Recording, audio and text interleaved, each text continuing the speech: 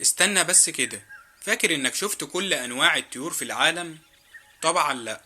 عشان كده جبتلك فيديو النهاردة، واللي هتشوف فيه 25 طير من اجمل الطيور في العالم. من نسر مرعب زي ده، او ممكن طائر بيقلد اصوات زي كده، واشكال تانية كتير. خليك معايا للاخر، عشان اخر واحد مش هتصدق انه موجود. بس قبل البداية، تعال ناخد حسنتين ونصلي على سيدنا محمد صلى الله عليه وسلم. أنا عبده من قناة عين الحياة على يوتيوب. ما تنساش اللايك والاشتراك علشان أقدر أستمر. ويلا بينا.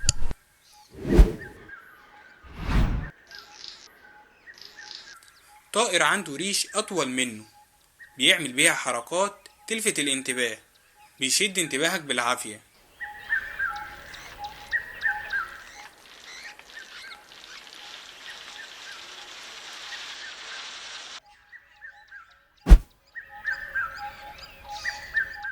ميكس من الألوان الخرافي، منظر يخليك تقول سبحان الخالق.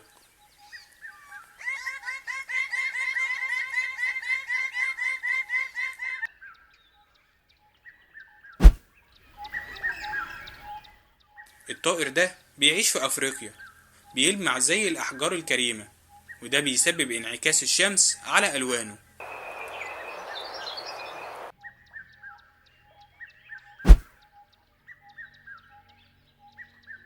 ده من أغرب وأفخم الطيور المفترسة في العالم. شكله أصلا كأنه نسر لابس بنطلون طويل. أطول حاجة فيه رجليه، ودي مش للزينة خالص، ده بيستخدمها في ضرب وسيد التعابين على الأرض بطريقة غريبة جدا.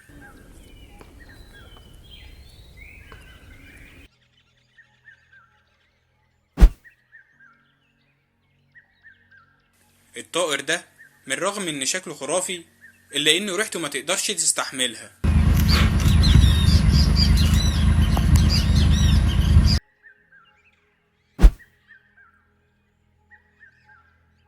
ده من أضخم وأفخم النسور في العالم، ورغم إنه شكله جميل جدا، إلا إنه زبال، ماشي ياكل أي حاجة تقابله.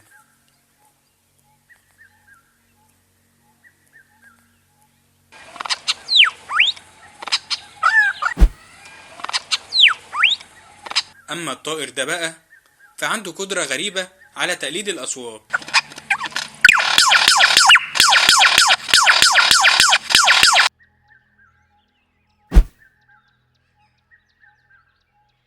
أنا أول لما شفته فكرته غراب، لكن سبحان الخالق، تركيب غريب قوي.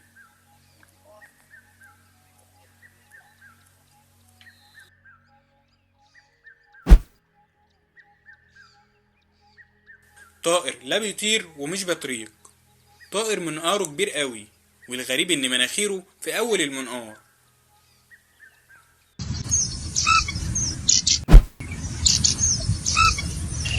طائر ألوانه جميلة جدا، ولكن هو طائر زي باقي الطيور، يحب أولاده قوي زي كده.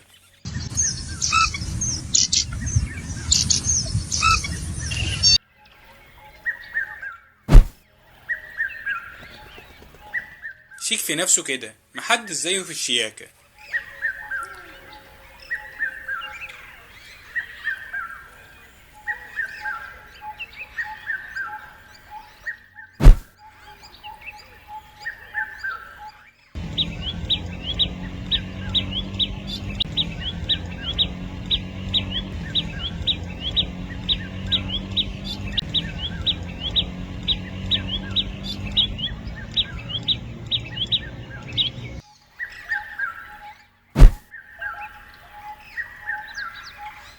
الطائر ده تحس انه حمامة على ابو قردان، ميكس بين الحيوانات.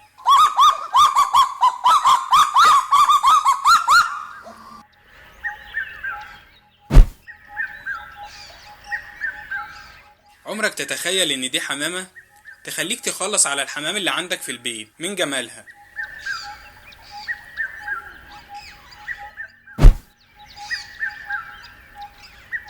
البجعة من اجمل الطيور اللي انا بحبها، بتقدم رقص للناس علشان تشد الانتباه.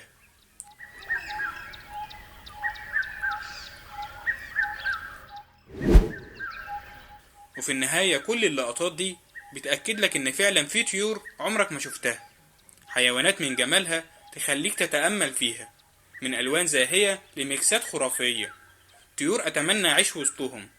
فما تنساش تقولي إيه أكتر مشهد عجبك في التعليقات، ما تنساش اللايك والاشتراك، واوعوا تنسوا تدعوا لإخواتنا في فلسطين.